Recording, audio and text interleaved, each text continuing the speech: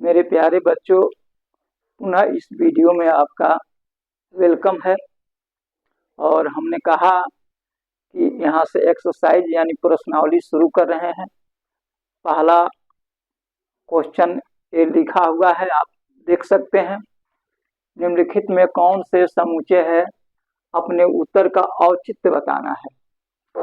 तो पहला क्वेश्चन है, जे अक्षर से प्रारंभ होने वाले वर्ष के सभी महीनों का संग्रह। यह संभव है, इसलिए कि संभव है कि वर्ष में कितने महीना जे से शुरू है, जैसे जनवरी है, जून है, जुलाई है, जो जे से शुरू होता है, यह संभव है संग्रह करना।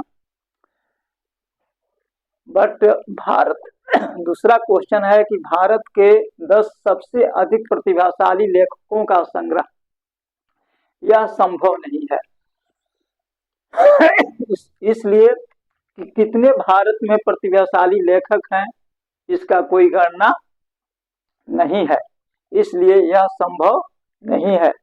इसी प्रकार विश्व के सभी श्रेष्ठ बल्लेबाजों का भी संग्रह नहीं हो सकता है, इसलिए कि उसमें कोई मापतौल नहीं है, कोई वजन नहीं है, कोई उसका मेजरमेंट नहीं है कि हम कह सकते हैं कि कौन सबसे विश्व का सर्वश्रेष्ठ बल्लेबाज है। 4 क्वेश्चन है, आपके कक्षा के सभी बालकों का संग्रह। यह संभव है, क्योंकि बालक जितने हैं कक्षा में, वह संभव है कि इतने हैं, उसको काउंटिंग किया जा सकता है। 100 से कम सभी प्राकृतिक संख्याओं का 5 क्वेश्चन है। 100 से कम सभी प्राकृतिक संख्याओं का संग्रह, ये भी संभव है कि चूंकि 100 से 1 और 100 के बीच में ही अंक है, इसको हम संग्रह कर सकते हैं। 6 है, लेखक प्रेमचंद द्वारा लिखित उपन्यासों का संग्रह। यह भी संभव है, इसलिए कि मुंशी प्रेमचंद्र जितना भी लिखे होंगे उपन्यास, उसको हम भली भांति उसको काउंटिंग कर सकते हैं, संग्रह कर सकते हैं। 7 क्वेश्चन है, सभी सम संख्याओं का संग्रह। यह संभव नहीं है, क्योंकि यह इनफिनाइट है। इसका संग्रह करना संभव नहीं है, इसलिए कि हम जितने लिखते जाएंगे होल लाइफ सम संख्या कभी समाप्त नहीं होगा। क्वेश्चन नंबर 8, इस अध्याय में आने वाले प्रश्नों का संग्रह। यह भी संभव है, इसलिए कि इस क्वेश्चन में जितने हैं क्वेश्चन, इसको हम संग्रह कर सकते हैं। यह लिमिटेड के अंदर है।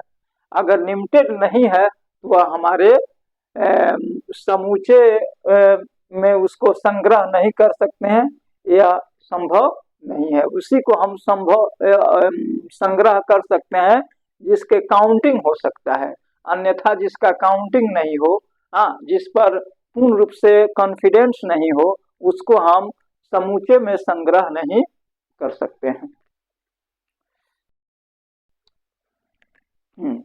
मेरे प्यारे बच्चों, क्वेश्चन नंबर 2 है।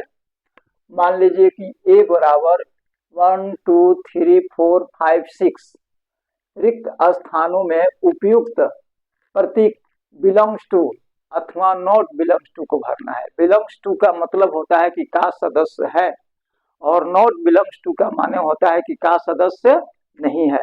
तो आप इसमें सबसे पहले देख लीजिए कि इसमें कौन कौन अंक दिया हुआ है।